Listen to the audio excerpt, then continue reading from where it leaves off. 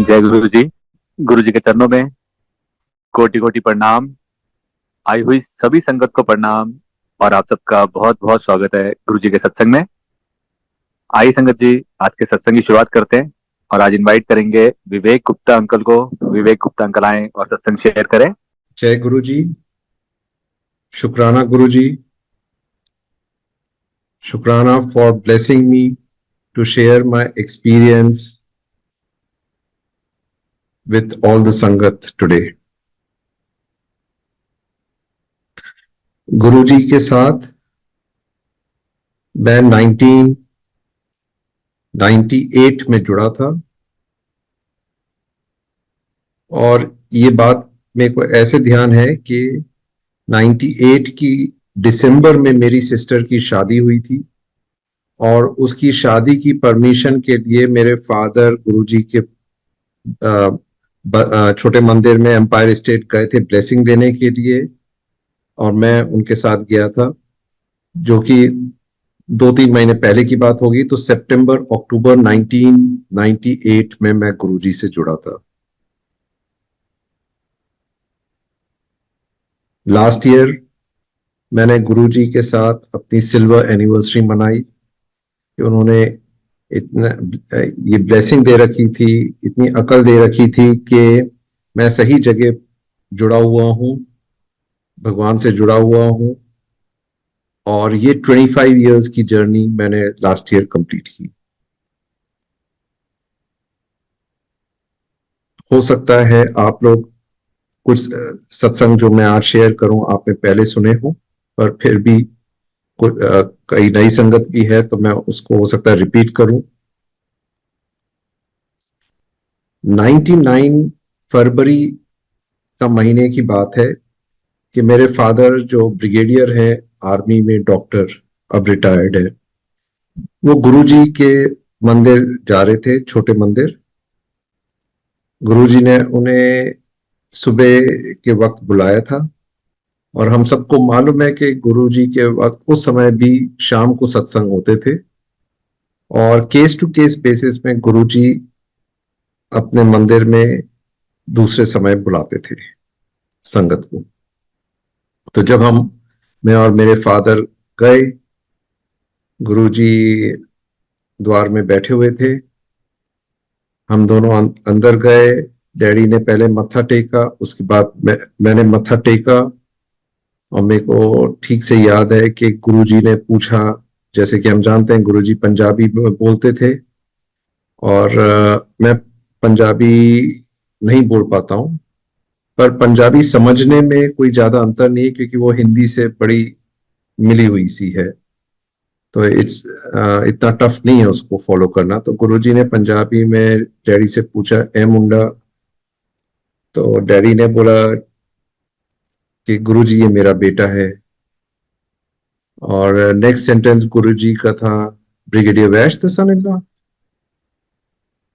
तो मैं सरप्राइज हो गया कि brigadier Vaish sun in law, तो वो तो मेरे फादर इन लॉ है ब्रिगेडियर वैश, वो तो ठीक कह रहे हैं, पर गुरुजी को कैसे मालूम कि मेरे फादर इन लॉ का नाम ब्रिगेडियर वैश है। तो मैं थोड़ा सरप्राइज हो गया, पर मैंने सोचा कि हो सकता है कुछ हो, कंफ्यूज था उस वक्त कि पता नहीं उन्हें कैसे मालूम है, क्योंकि मेरे फादर इन लॉ तो कभी आए नहीं गुरुजी के पास, तो कैसे उनको ये मालूम है। पर उस वक्त वो कंफ्यूजन में वो बात को भूल गया था। पर जब मैंने देखा कि कितनी संगत उस समय की ऐसी थी जिन्होंने अपना शेयर किया है एक्सपीरियंस कि गुरुजी उनके बारे में, उनके मत्था टेकने पे पहले विजिट में ही उन्हें बता देते थे कि कौन हो। तो जब मैंने अपना सोचा तो मैंने कहा, अरे ये तो बहुत कॉमन चीज है जो संगत जो एक्सपीरियंस कर रही थी कि उनको पहले ही गुरुजी को उनके बारे में मालूम था। खैर, डैडी डॉक्टर है और उनके स्किन की प्रॉब्लम थी जो कि 10 साल से चली आ रही थी और 10 साल में मिनिमम 10 महीने वो सफर करते थे। वो विंटर्स के दिसंबर जनवरी या 2 महीने जो ऐसे एकदम ठंडे वाले महीने होते थे जब सन कम होता था, तब उनको कहीं थोड़ी सी रिलीफ मिलती थी, नहीं तो धूप में तो उनके स्किन में पूरे रैशेस निकल आते थे और आर्मी यूनिफॉर्म में वो बड़ा चुभता था। तो उन्होंने एलोपैथी, होम्योपैथी, आयुर्वेदी सब तरीके की ट्रीटमेंट करवाई, कुछ फर्क नहीं पड़ा। तो गुरुजी को बताया कि गुरुजी ये मेरे स्किन की प्रॉब्लम है। तो गुरुजी ने कहा कि अगली बार जब आओ तो एक लोटा लेके आना, कॉपर का। तो ठीक है, अगले विजिट में हो सकता है 1 महीने बाद हम गए हों, मार्च में, एक लोटे के साथ। तो गुरुजी ने बोला उसमें पानी भर के आपने रखना है बेड साइड टेबल में रात में, और सुबह जब उठोगे तो उसका आधा पानी पी लेना है, और आधा पानी उसको अपने नहाते वक्त इस्तेमाल करना है। तो बाल्टी में डाल देना जैसे कि वो नहा लो। उस समय शावर के दिन नहीं थे, मैं 99 की बात कर रहा हूँ। तो उसको नहाते वक्त अपने ऊपर बॉडी में डालना है। तो डैडी ने ये ट्रीटमेंट हो सकता है अप्रैल से शुरू कर दिया, अप्रैल 1999। अब मैंने भी मैं तो उनके साथ जा ही रहा था, आ रहा था, तो मेरे को तो मालूम था ये कर रहे हैं, और मैं इंजीनियर हूं। तो मैंने कहा कि ये लॉजिकली ये पानी से ट्रीटमेंट, तो थोड़ा सा कंफ्यूजन था, पर मैंने कहा ठीक है चलो भाई, व्हेन यू आर विद कोई डिवाइन पावर तो आप अपना दिमाग नहीं लगाते हो, क्योंकि वो डिवाइन पावर कर रहे हैं आपके लिए जो कर रहे हैं। पर मैं फिर भी मैं उसको गौर से देख रहा था कि वो ट्रीटमेंट गुरुजी वाला कैसे चल रहा है। मई जून महीने आए और हमें मालूम है दिल्ली एनसीआर में गर्मी खूब होती है, और हमें यह भी मालूम है उस वक्त पोलन ग्रेन के कारण जो है एलर्जी और बढ़ जाती है। तो डैडी के रैशेज मई जून में खूब बढ़ गए। अच्छा, मैं देख रहा कि भाई डैडी ने अपना ट्रीटमेंट शुरू कर दिया है, और यहां पे रैशेस कम होने के बजाय बढ़ते जा रहे हैं। जुलाई, अगस्त, अगर मैं स्ट्रेच भी करूं, उस साल के 99 दिसंबर तक उनकी वो बीमारी 5% भी नहीं रही थी, मतलब मोर और लेस खत्म हो गई थी। हो सकता है उससे बहुत पहले ही, मतलब मैं ये एक स्ट्रेच कर रहा हूं कि दिसंबर, हो सकता है सितंबर अक्टूबर तक ही खत्म हो गई है। और वो जो स्किन एंड ऑइंटमेंट लगाते थे, मेडिसिन लेते थे, सब खत्म। और आज हम बैठे हुए हैं अप्रैल 2024 में, जो कि कम से कम 24-25 साल पुरानी बात हो गई है। वो बीमारी जो 10 साल से डैडी झेल रहे थे, वो आज उस बीमारी के बारे में डैडी को तो मतलब कभी याद करना पड़ता है, हाँ मैं उस बीमारी से भी गुजर चुका हूं, जो कि इतने साल उनको उसने परेशान की थी। तो जब मेरे फादर का ट्रीटमेंट ऐसे हो गया था, तो मेरे को ये तो कंफर्म हो गया था कि मैं किसी डिवाइन पावर के साथ बैठा हूं। वो भगवान है ये तो नहीं मालूम था। अगर ये मालूम होता तो मैं हो तो फिर हर रोज ही वहीं पे बैठा रहता। मैं कभी वहां से हिलता ही नहीं, क्योंकि हम सभी की अंदर से तमन्ना ये रहती कि भाई भगवान के साथ जुड़ो, भगवान के साथ चिपके रहो। अपने जितने भी क्लींजिंग करनी है, अपना गलत कर्म हुए सबको साफ कर दो, क्लीन स्लेट कर दो, अच्छे बन जाओ, एकदम क्लीन बन जाओ, सबकी इच्छा यही रहती है। तो अगर मालूम होता तो वो होते, मालूम होता तो और भी संगत आती थी, चले जाती थी, कुछ समय बाद आती थी। मतलब किसी को भी नहीं मालूम था अगर हम भगवान जी के साथ बैठे हुए। खैर, ये तो पता चल गया था कि सबको कि भाई डिवाइन पावर है। इस बात में डाउट नहीं था संगत को उस जमाने में कि हम सब डिवाइन पावर के साथ बैठे हुए। अब धीरे धीरे करके डैड 2000 2001 तक गए। उसके बाद अगर मैं दिमाग लगाऊं, सन 2000 में डैडी रिटायर हो गए और हम लोग नोएडा शिफ्ट कर गए। नोएडा से छोटा मंदिर जाने के लिए अब डैडी थोड़े से बोले कि अब मैं थोड़ा बॉडी फिजिकली इतना वो नहीं हो, तो मैं थोड़ा कम जाऊंगा ये वो। तो मैं जाते रहा। मैं कभी कभी मेरी इच्छा होती थी कि डैडी साथ में चले मेरे, क्योंकि डैडी का और गुरुजी का एक स्पेशल कनेक्शन था। और वो स्पेशल कनेक्शन जो उन दोनों का था वो सिर्फ मेरे को मालूम था, घर में भी किसी को नहीं मालूम था, और बाहर की संगत को तो नहीं मालूम था, वो तो स्वाभाविक है। पर अगर किसी को मालूम था घर में भी, तो वो सिर्फ मेरे को मालूम था। तो मेरी हर समय ये तमन्ना रहती थी, अगर डैडी जाएंगे तो गुरुजी उन पे नजर मारेंगे, उन पे नजर मारेंगे और उनको ब्लेसिंग देंगे, तो गुरुजी के मेरे पे भी नजर पड़ेगी, मेरे को भी ब्लेसिंग मिल जाएगी। तो ये अंदर से मेरे को एक वो वो इच्छा होती थी। पर हम सबको मालूम है कोई मीडियम नहीं है, आपका तो गुरुजी से डायरेक्ट कनेक्शन है, पर एक ह्यूमन माइंड तो ऐसी रिएक्ट करता है, तो वो रिएक्शन मेरे में भी होता। तो 2001 मैक्सिमम 2002 तक डैडी गए होंगे गुरुजी के पास, एम्पायर स्टेट। और कभी कभी मैं जब पूछता था, वो बोलते थे मैं बताऊंगा, और वो नहीं आते थे। 2003, 4, 5 होते गया। एक दिन डैडी ने मेरे को बोला कि आज जब मैं सुबह पूजा कर रहा था मंदिर में, तो गुरुजी ने उस जमाने में एक छोटा स्वरूप देते थे। 2 इंच, ये पासपोर्ट साइज फोटोग्राफ जो होती है हम लोगों की, उस उतने साइज की गुरुजी के स्वरूप होते थे, जो प्लास्टिक में लेमिनेटेड होते थे। और सेवादार वगैरह भी सब अपने वो, उसमें एक हुक होता था, क्लिप, तो पॉकेट में लगाते थे। आज भी उस टाइप के जो स्वरूप जो गुरुजी ने ब्लेस किए हैं, मेरे पास उनकी कलेक्शन है। तो वो खजाना मैंने आज भी, वो बड़े स्वरूप जिसमें पीछे गुरुजी के साइन हैं, उनमें ब्लेसिंग्स लिखी हैं, लॉकेट्स हैं। गुरुजी ने अकल दे रखी थी कि ये सब जो वो ब्लेसिंग देते थे, मैं उठा के आके संभाल के रखता था। और आज वो खजाना बन गया। नहीं मालूम था कि ये खजाना इतना प्रीशियस है। खैर, तो उस टाइप का एक स्वरूप जो डैडी को दिया था गुरुजी ने, तो वो उन्होंने डैडी ने मंदिर में रखा हुआ था। तो बोले कि डैडी ने बोला कि वो जो गुरुजी का स्वरूप है, आज वो मंदिर में खूब चमक रहा है। मतलब जैसे कि तारा चमक रहा होता है ना, तो ऐसे, मतलब डैडी की आंखों से ऐसी, जब वो बता रहे थे मेरे को, तो मेरे को लगा जैसे कि उनकी आई बॉल पॉप आउट कर रही है, मतलब खुशी की चहक थी।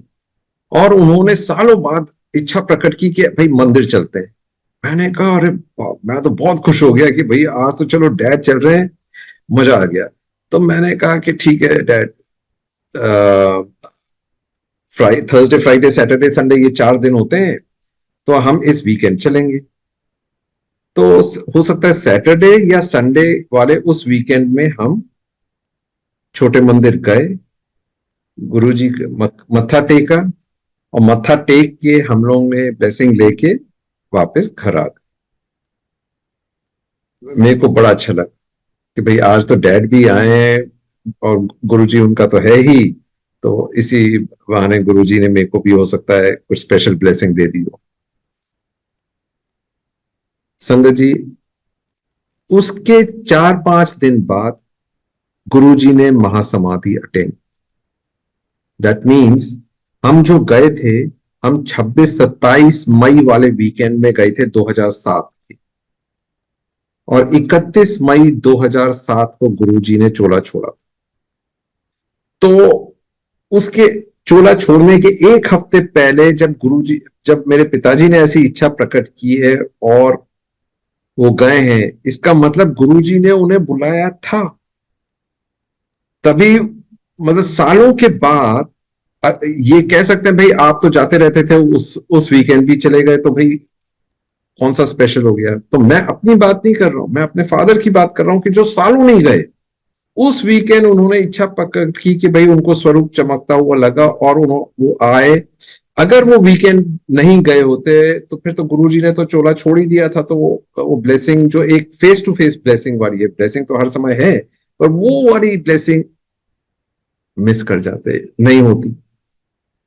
तो आज भी जो संगत यहां पे आई हुई है, मेरा ये सोच है, मेरा ये एक्सपीरियंस है कि जो संगत जिस सत्संग में जाती है, उस सत्संग में गुरुजी ने उन्हें बुलाया होता है, तभी वो वहां पहुंच पाते हैं। नहीं तो कोई ना कोई कष्ट पैदा हो जाता है, और आप सत्संग में नहीं जा पाते, या गुरुजी का ऑर्डर अभी नहीं आया होता है, आप नहीं जा पाते, तो गुरुजी का ऑर्डर होगा तो आप पहुंच जाएंगे। गुरुजी का ऑर्डर अभी है कि अभी रुक के आओ, तो रुक के आओ।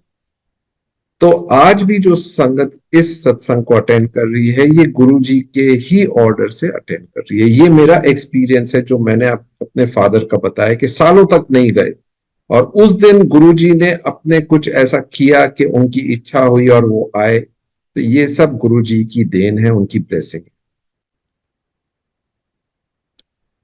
अब मैंने डैडी के हेल्थ का एक्सपीरियंस बताया जब गुरुजी चोले में थे।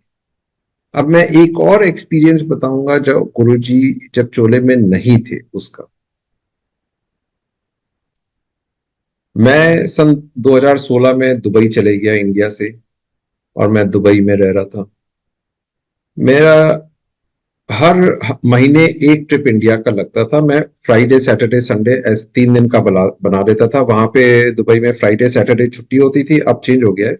और मैं संडे की एक छुट्टी ले देता था हर महीने में, और 3 दिन का वीकेंड बना के इंडिया आता था। तो एक वीकेंड 2019 की बात है कि मैं वीकेंड में इंडिया आया।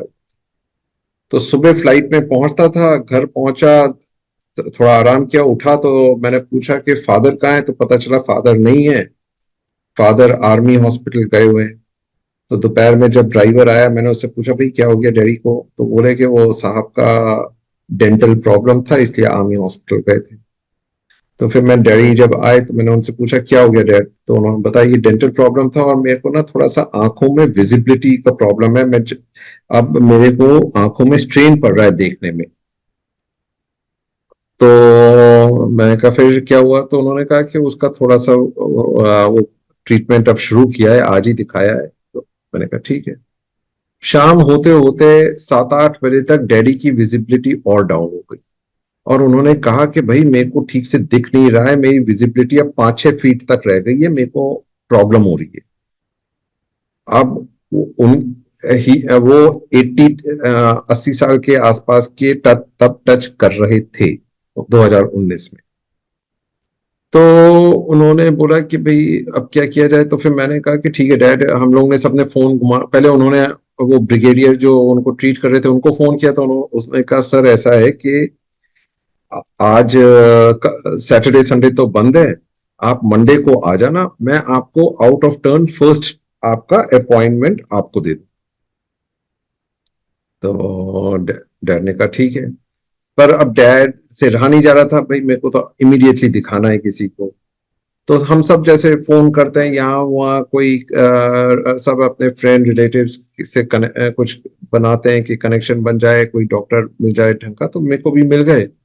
तो मैं वो डॉक्टर, बड़ी फेमस एनसीआर में एक आई स्पेशलिटी की एक चेन है, तो उसमें एक डॉक्टर मिल गए। तो वो उस लेडी डॉक्टर के पास हमने अपॉइंटमेंट लेके डैडी को नेक्स्ट नेक्स्ट डे सैटरडे को ले गए उनको दिखाने के लिए। तो उस लेडी डॉक्टर ने कहा, पूरा स्कैन वैन किया, उसके बाद सब चेक करके ये बोला कि भाई अंकल की आईज में थोड़ा सा एक गैप है, और वो गैप को प्लग करने के लिए एक प्रोसीजर करना पड़ेगा, और वो ठीक हो जाएगा, कोई वो नहीं है प्रॉब्लम। तो अब जहां पे आपकी एज 80 हो और आपका आंख में कोई प्रोसीजर कर रहा हो, तो घबराहट तो होती है। तो डैड को भी घबराहट होने लग गई कि भाई अब ये प्रोसीजर है, वो तो खुद ही डॉक्टर है, उन्हें तो सब समझ में आता है, वो कहना इजी है, पर वो प्रोसीजर इज प्रोसीजर। तो डैड वापस घर आए, वो घबराए हुए थे। तो मैंने कहा डैड देखो, आपके सिरहाने से सामने वो गुरुजी का स्वरूप है जो अपने हाथ से उन्हें दे रखा है। आप तो गुरुजी की ब्लेसिंग है आपको, आपको क्यों इधर उधर चिंता करने की जरूरत है। आप गुरुजी के स्वरूप को देखो और मंत्र जाप करो, सिंपल फॉर्मूला। और जो होना है वो तो गुरुजी करेंगे। वो अगर प्रोसीजर करना है तो प्रोसीजर करके वो प्रॉब्लम को सॉल्व कर देंगे, उसमें क्या है। पर कहना आसान है और उसको फॉलो करना टफ है। मैं भी कितनी टाइम, मेरे को भी अपनी लाइफ में ऊपर नीचे हुआ है, और मैं भी प्रेशर में आया हूँ, मैं भी उनका नाम लेता हूँ, पर फिर भी दिमाग तो सब जगह चलता है और उसको कंट्रोल करना बड़ा मुश्किल है। नेगेटिव थॉट्स, ये वो दुनिया भर की चीजें आती हैं जो डैड को बोलना आसान है दूसरे को, पर खुद पे जब आती है तो आप खुद भी नहीं कर पाते हो। एटलीस्ट मेरे को, मैं तो बड़ा टफ। ये बात और है कि अब इतने सालों में इतना एक्सपीरियंस हो गया है कि अब मेरे को इतना प्रेशर नहीं आता जो एक जमाने में आता था। काफी इंप्रूव हो गया है। अब मैं अपने आप को कंट्रोल कर लेता हूँ, बैलेंस कर लेता हूँ, क्योंकि मैंने देख लिया है, इतने एक्सपीरियंसेस हो गए अपनी लाइफ के कि भाई अब गुरुजी का कोई प्रॉब्लम नहीं, कोई चिंता करने की बात नहीं है। चिंता दिमाग में आती है फिर भी कंट्रोल कर लेते हैं। खैर, डैडी को बताया, डैडी ने बोला हाँ हाँ, पर मेरे को दिख रहा था उनको टेंशन है। मेरा छोटा भाई और छोटा बहन दोनों डॉक्टर हैं, तो उन्होंने एक और डॉक्टर का रेफरेंस दिया, आई स्पेशलिस्ट, जो एक बहुत बड़े हॉस्पिटल में है दिल्ली में। तो डैडी सेकेंड ओपिनियन के लिए उसके पास गए। तो वो डॉक्टर मेरी ब्रदर की क्लासमेट थी। तो उसने डैडी का चेक किया, स्कैन किया आईज का, और बोला अंकल ऐसा है कि आपके आईज में गैप है और इस गैप को प्लग करने के लिए प्रोसीजर करना होगा। तो जो पहले डॉक्टर ने कहा था वो ही उसने भी रिपीट किया। तो अब डैडी तो थोड़ा सा, उनके शक्ल में ही दिख रही थी उनको एंजाइटी। खैर, उसने कहा कि 1 महीने बाद आना, तब तक इसको थोड़ा नॉर्मल हो जाने दीजिए और फिर हम प्रोसीजर कर देंगे। एक सॉल्यूशन से आप उसको अभी नॉर्मल करने दीजिए, and it's procedure, we'll do it. 1 महीने बाद डैड गए, तो वो डॉक्टर ने एक रिपीट स्कैन किया before undertaking the procedure. Repeat scan में आया कि वो जो गैप था वो आधा रह गया। अरे अंकल, थोड़ा सरप्राइजिंग है कि आपका वो जो गैप था वो तो हाफ रह गया है पहले से। तो ऐसा करते हैं, 1 महीने और देखते हैं क्या होता है। तो डैड फिर 1 महीने बाद फिर डैड गए उसके पास। उसने रिपीट किया प्रोसीजर। उसने देखा, अंकल इसमें तो अब 10% रह गया है, अब तो ऑपरेशन की जरूरत ही नहीं है। She said in lakhs I have not seen this kind of self healing. लाखों में मैंने ऐसा नहीं देखा है जो आपकी उम्र में, जो 80 के पास के हैं, सेल्फ हीलिंग, अपने आप ठीक हो रही है चीजें, ये मैंने लाखों में नहीं देखा। पर संगत आप लोगों को और मेरे को मालूम है ये सब चीजें पॉसिबल हैं जहां गुरु जी की ब्लेसिंग है। तो मैंने आपको 2 एक्सपीरियंसेस शेयर किए। एक, गुरुजी ने जब चोले में थे तब उन्होंने मेरे फादर का कैसे ट्रीटमेंट किया। दूसरा एक्सपीरियंस, जब उन्होंने चोला छोड़ दिया तब उनका क्या एक्सपीरियंस था। दोनों वक्त same person, same Guruji, and the miracles happen. तो चाहे वो चोले में थे या नहीं थे, ब्लेसिंग्स उनकी कंटिन्यू हो रही। ये बात और है कि जब 2007 की 31 मई को जब उन्होंने चोला छोड़ा था, मैं भी बड़े मंदिर में था। मैं भी उस दिन नर्वस था, एंजाइटी थी कि अरे गुरुजी ने चोला छोड़ दिया, अब क्या होगा। बड़ा मंदिर तब पूरा कंस्ट्रक्ट नहीं हुआ था, पार्शियल था। अब मंदिर कौन चलाएगा, गुरुजी तो है नहीं, अब कैसे होगा चीजें। मतलब there was so much of anxiety. सब लोग कंफ्यूज, जितनी संगत वहां पे थी सब कंफ्यूज थी कि अब क्या, अब क्या, अब क्या। आज वही 31 मई और अभी 1.5 महीने बाद आ रहा है, और उस बात को 17 साल हो रहे। कहाँ वो संगत 500 1000 की होती थी और आज कितनी है संगत, एक एक शहरों में हजारों में, और कितने हजारों शहर में गुरुजी का वो स्प्रेड हो गया है। तो मैं सबसे यही कहना चाहूंगा, चाहे वो चोले में थे या चोले में नहीं है, इट डज नॉट मैटर। वो ब्लेसिंग तब भी दे रहे थे और आज भी दे रहे हैं। और मैं खुद जब वो चोले में थे, मैंने वो भी एक सत्संग शेयर किया है, और मैंने ज्यादा दूर नहीं, 2018-19, ये 19 की बात है जो मैं शेयर कर रहा हूं, तब भी हुआ। तो Guru ji is always with us, he has never gone away. वो पहले फिजिकल फॉर्म में थे, अब हमें वो डिफरेंट फॉर्म्स में आते हैं, ब्लेसिंग देते हैं। कईयों ने अपने सत्संग शेयर किए हैं और आपने भी वो सुने हो। मेरी हर समय इच्छा रहती थी, मेरी ब्लेसिंग्स तो इन 25 सालों में, चाहे वो कैरियर की है, चाहे वो फैमिली की है, चाहे वो किस हेल्थ की है, किसी पैरामीटर पे आप नाम ले लीजिए, गुरुजी ने ब्लेस दी है। मेरे को अभी भी याद है कि जब 2016 की बात है, मेरे अंदर हर समय ये इच्छा रहती थी। हम लोग कहते हैं मंगो नहीं मन्नो, वो पंजाबी में, जिसमें कहते हैं प्लीज डोंट आस्क, आप उनको मानिए, आप मांगिए नहीं।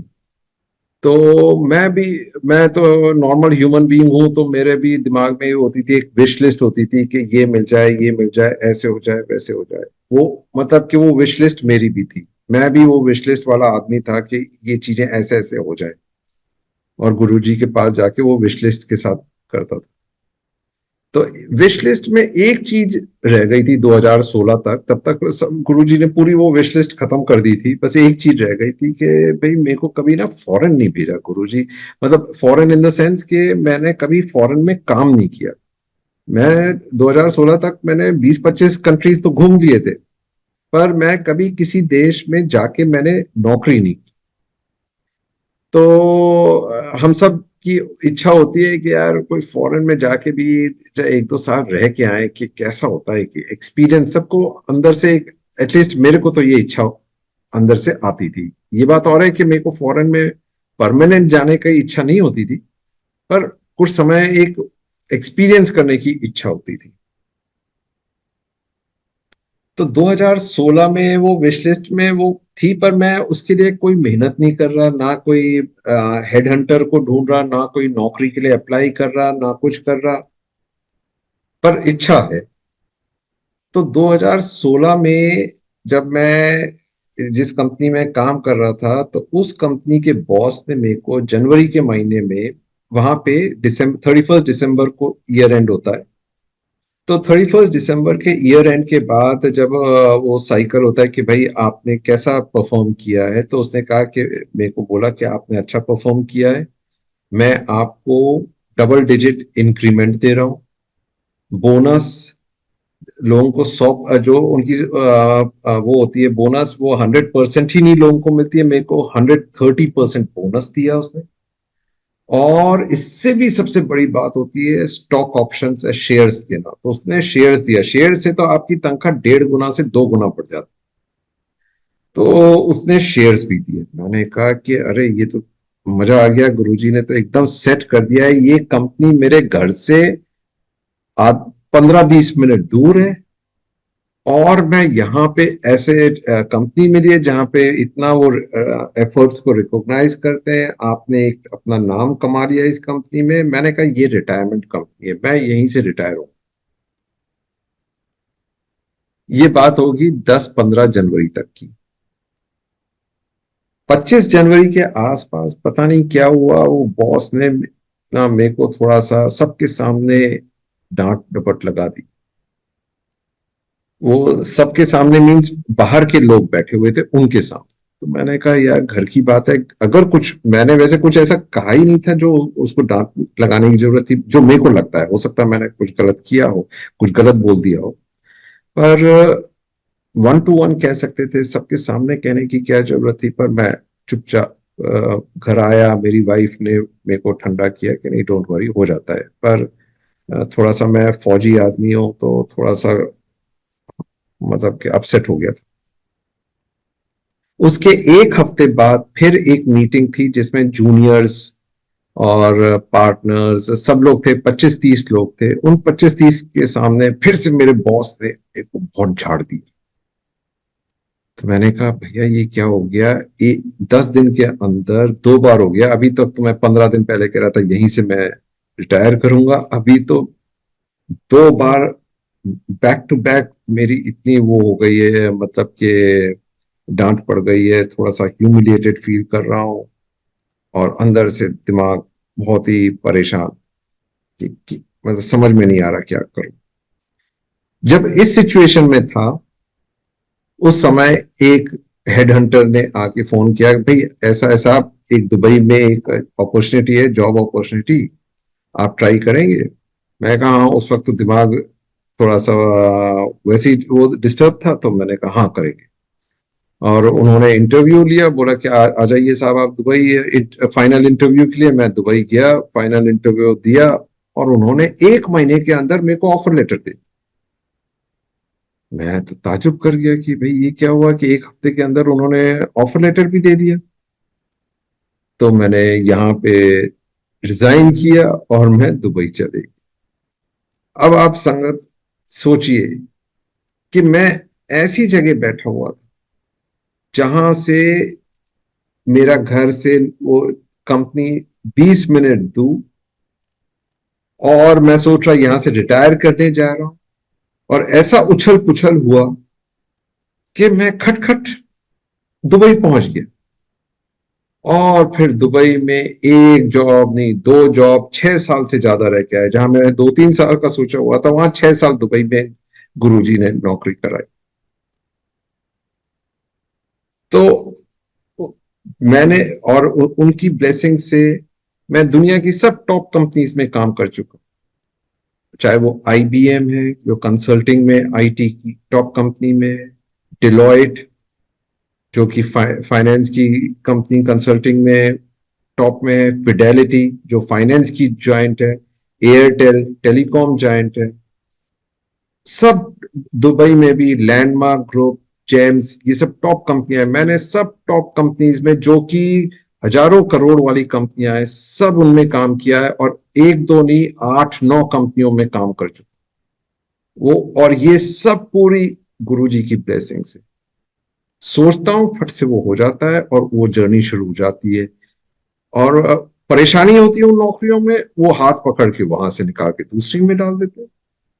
मतलब ऐसी सिचुएशन से ऐसे निकाल देते हैं कि आपको पता ही नहीं चला। ये बात और है कि जब वो सिचुएशन में होते हैं उस कंपनी में, जैसे मैंने बताया कि मेरे को भी थोड़ा सा दिमाग में टेंशन और ये वो होता है, पर फिर मैं अंदर से एक ये होती है कि भाई गुरुजी कर देंगे, गुरुजी कर देंगे। एक उस टाइप की एक कन्विक्शन होती है जो आपको उस जर्नी में आपका हाथ पकड़ के आपको उस पार ले जाती।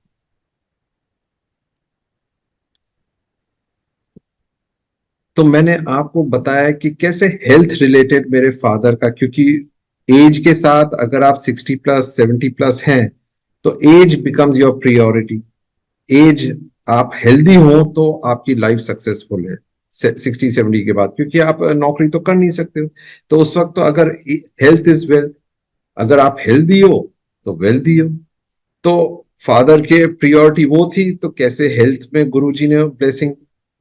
मैं, क्योंकि अभी मैं सर्विंग एज में हूं, तो हम लोग भाई नौकरी के बारे में सोचते हैं और फैमिली के बारे में सोचते हैं, तो उसमें वो कैसे वो आपका हैंड होल्डिंग करते हैं, मैंने वो भी बता दिया। अगर मैं जाते जाऊं तो आप जिस एलिमेंट के बोलेंगे उस एलिमेंट का सत्संग में शेयर कर सकता हूं, क्योंकि 25 साल का जो तजुर्बा है गुरुजी के साथ जुड़ने का, उसमें जो एक इंसान के ऊंच नीच आते हैं, मैं भी उस और ऊंच नीच के दौर से गुजरा हूंगा। हो सकता है कुछ सिनेरियोज नहीं हुए हों, पर 25 साल के तजुर्बे में मैं काफी ऊंच नीच से गुजरा हूं, चाहे वो जॉब रिलेटेड है, चाहे वो हेल्थ रिलेटेड है, चाहे वो फैमिली रिलेटेड है, चाहे वो XYZ। और सब में कहीं ना कहीं समय के साथ परेशानी आई, आप उस परेशानी में डूब गए, और फिर आपको गुरुजी ने हाथ पकड़ के उस से बाहर निकाला।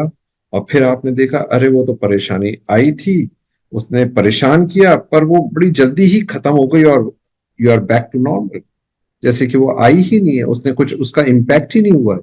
हाँ, कुछ दिन हुए थे, पर उसके बाद you are back to normal.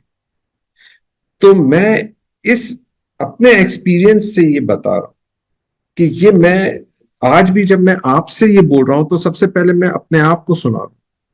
मैं अपने आप को, क्योंकि क्या है कि जो दिमाग है, मेरा ये सोच है कि mind is the one thing which we all have, बहुत मुश्किल होता है उसको कंट्रोल करने का। अभी मैंने आधे घंटे सत्संग किया है। इस आधे घंटे सत्संग में आप में से कितनों ने 2-4-5 मिनट भी फोकस कर पाए हो, बड़ा मुश्किल होता है, क्योंकि दिमाग इधर उधर जा रहा है। उसको बोलना पड़ता है कि नहीं नहीं सुनो सत्संग, नो नो सुनो उनका एक्सपीरियंस, उसके एक्सपीरियंस से हो सकता है कुछ हमें मैसेज मिल रहा हो। तो गुरुजी कुछ कहलवाना चाह रहे हो, हर एक की कोई ना कोई परेशानियां होती है, कोई कोई ऊंच नीच होती है, कोई सब गुरुजी से कुछ समझना चाहते हैं। तो मैं अपने एक्सपीरियंस से जो मैंने अनुभव किया मैं बता रहा हूँ, हो सकता है उसमें से आप में से कुछ को मैसेज मिल रहा हो, पर वो दिमाग जो है वो इधर उधर भटक रहा है, तो उसको कंट्रोल करना बड़ा मुश्किल हो जाता है। तो जब मैं आज भी आप सबको बता रहा हूं, मैं सबसे पहले अपने आप को रिमाइंड कर रहा हूं कि विवेक, आपका ये एक्सपीरियंस है। विवेक, आप गुरुजी पे फोकस रखिए, क्योंकि देखो उन्होंने आपके साथ इतने सारे मिरेकल्स कर रखे हैं, तो आप अपने माइंड को इधर उधर मत जाने दीजिए, फोकस रखिए गुरुजी पे। आपका अल्टीमेटली वो ही आपकी नैया पार कराएंगे ये लाइफ की। Life is a very tough project. मैं कहता हूं ये जिंदगी बहुत टफ प्रोजेक्ट है, इसको सीधे सीधे चलते रहना इज वेरी वेरी टफ। पर अगर आप गुरुजी से फोकस्ड है जो, तो अपने आप ही वो ऊपर नीचे को बैलेंस करके आपको उस क्रॉस ले जाए। लास्ट में मैं ये समराइज करना चाहूंगा कि अगर कोई मेरे से कुछ पूछते हैं कि भाई हमें क्या फोकस करना चाहिए, तो मैं जो अपना एक्सपीरियंस के बेसिस में मैंने जो समझा है, जो इन 25 साल को अगर मैं जूस करके 3 मैसेजेस देना चाहूंगा। पहली बात, भगवान है, the divine power is there. चाहे आप उन्हें गुरुजी के उसमें देखिए, चाहे एक्स देखिए, चाहे वाई देखिए, वो उससे कोई फर्क नहीं पड़ता, डिवाइन पावर इज देयर। ये तो फिर कोई कहेगा कि भाई इसमें कौन सी बड़ी बात है, हम सब जानते हैं, पर हम सब भूल जाते हैं। अगर आप अपने आप से पूछेंगे, किसी और से पूछने की जरूरत नहीं है कि 24 घंटे में कितना समय आपको याद रहते हैं कि भाई भगवान है, भगवान है, भगवान है। ज्यादातर समय हम भूल जाते हैं कि मंदिर में जाते हैं तो ध्यान आता है, सत्संग में जाते हैं तो ध्यान आता है, उसमें भी दिमाग इधर उधर भटक रहा होता है, उसको बोलना पड़ता है मत भटको, वापस आ जाओ, यहाँ फोकस करो, यहाँ फोकस करो, क्योंकि दिमाग तो इधर उधर जा रहा है। तो 90%, 99% दिमाग इधर उधर भटक रहा होता है, और उसको बोलना पड़ता है आ जाओ। और हमारा बिहेवियर हमारा behaviour towards our parents, spouse, बच्चे, फ्रेंड्स, रिलेटिव्स, ऑफिस कलीग्स, कई बार अच्छा होता है, कई बार अच्छा नहीं होता है। जबकि अगर भगवान है तो हमारा हर समय अच्छा होना चाहिए, हमें फोकस रखना चाहिए, भाई भगवान है, अगर कोई गलत कर रहा है तो हम क्यों करें, हम तो अच्छे रहेंगे। पर हम भूल जाते हैं, हम भी वो करते हैं। तो पहली बात, भगवान है, ये अपने आप को रिमाइंड करना बहुत इंपॉर्टेंट है पूरे दिन में, जिससे कि हम, सेकंड पार्ट है, तो एक मैसेज है कि भगवान है। दूसरा मैसेज है, अगर भगवान है तो भाई कर्म तो अपने ठीक रखो। फिर हम हर समय शॉर्टकट लेने की कोशिश करते हैं, शॉर्टकट में क्या हो जाता है, वो कुछ ना कुछ गलत कर्म करने पड़ जाते हैं, तभी शॉर्टकट होता है। अरे यार वो वहां चले गया, हम भी तो ऐसे कर सकते हैं, उससे क्या फर्क पड़ता है, हमने किसी का वो तो नहीं किया, वो नहीं किया। हमें आया दिमाग जानता है, हम जानते हैं कि वो गलत कर रहे हैं, हमें किसी से पूछने की जरूरत नहीं है, हमें किसी को फॉलो करने की जरूरत नहीं है, क्योंकि भगवान ने ब्रेन दे रखा है, दिमाग दे रखा है, उस दिमाग में हमें आंसर मालूम है, हम जो कर रहे हैं ठीक कर रहे हैं या गलत कर रहे हैं। हमें किसी से पूछने की जरूरत नहीं, हमें किसी का ये देखने की अरे वो कर रहा है तो हम भी कर सकते हैं, नहीं। आपका दिमाग क्या कह रहा है, क्या ये सही चीज है, क्या ये गलत है? क्योंकि जो तीसरी चीज है वो है डेस्टिनी। अगर भगवान है और आपके कर्म अच्छे हैं तो डेस्टिनी अच्छी होनी ही है। और अगर भगवान है और आपके कर्म गलत हैं तो हो सकता है परेशानी उठानी पड़े। मतलब दीज आर द 3 मैसेजेस कि भगवान है, कर्म ठीक रखें, डेस्टिनी अपने आप ठीक होगी। और हो सकता है पुरानी डेस्टिनी आप क्लीन कर रहे हो, तो कम से कम इस जन्म की डेस्टिनी को, जो वो है कर्म को, तो का मीटर को, नेगेटिव मीटर को 0 रखो, पॉजिटिव मीटर बढ़ाते रखो, जिससे कि आपकी जिंदगी क्लींजिंग होती रहे। क्योंकि अल्टीमेटली हम सब क्यों भगवान से जुड़ना चाहते हैं कि भाई भगवान हम आपसे जुड़ के हम वो अपने आप को अच्छा महसूस करना चाहते हैं कि जितनी परेशानियां दूर हो जाएं, और परेशानियां तभी दूर होंगी जब हमारे कर्म ठीक होंगे। अगर हमारे कर्म हम गलत करते रहेंगे तो आज की परेशानी हम पहली वाली कर्म को भुगत रहे हैं, फिर आगे भी भुगतेंगे, क्योंकि हमने आज भी गलत कर दिया तो अगला अगला दिन भी भुगतेंगे, क्योंकि कर्म तो हमारे फिर भी गलत चलते जा रहे हैं। तो ये 3 मैसेजेस हैं कि भगवान है, कर्म ठीक रखिए, डेस्टिनी अपने आप ही वो कब ठीक होगी नहीं होगी वो गुरुजी जानते हैं। वो हमें मतलब ये सोचना कि भाई कल ही हो जानी चाहिए, वो आप भी जानते हैं और हम भी जानते हैं कि हमारा दिमाग को भी मालूम है कि भाई वो तो भगवान को ही डिसाइड करना है वो कब होगा, क्योंकि हमें कई चीजें अपने प्रीवियस जन्म इस जन्म के नहीं मालूम है हमने क्या कर रखा। तो ये 3 मैसेजेस जो है वो मैं अपने आप को रिमाइंड करता रहता हूँ, और अपने आप को कोशिश करता हूं कि मैं इन 3 चीजों को हर समय फॉलो करूं। ये 3 जो मेरे पर्सनल सीक्रेट्स हैं, मैं ये पर्सनल सीक्रेट्स आपसे शेयर कर कि ये मेरा फॉलोइंग है। क्या ये सही है गलत है कैसे है ये मेरे को नहीं मालूम, पर मैं जो अपना फॉलो कर रहा हूं, मैं वो अपना एक्सपीरियंस आप सबसे शेयर कर रहा हूं। जो एक्सपीरियंसेस मैंने बताए, हेल्थ रिलेटेड, जॉब रिलेटेड, कैसे आज संगत जो आई हुई है इस सत्संग में, कैसे ये गुरुजी से कनेक्टेड होने से ही ये हुआ है, ये सब चीजें मैं अपने एक्सपीरियंसेस से बोल रहा हूं। और सब में मैं टाइमलाइन भी दे रहा हूं कि इस साल ऐसे हुआ, इस साल ये हुआ, 2007 31 मई को ये हुआ था, 2019 में डैडी के साथ ये हुआ था, with timeline I am giving.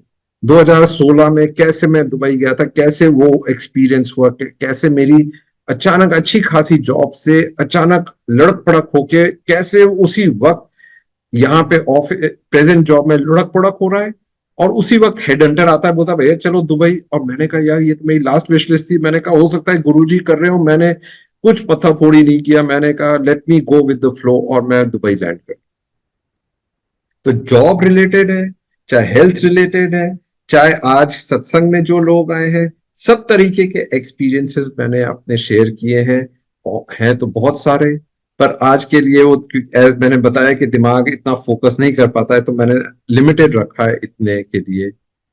इससे इसके साथ मैं वंस अगेन गुरुजी को शुक्राना करना चाहूंगा। Thank you Guruji, thank you for blessing me to do this seva of sharing satsang on this auspicious occasion of Ram Navami.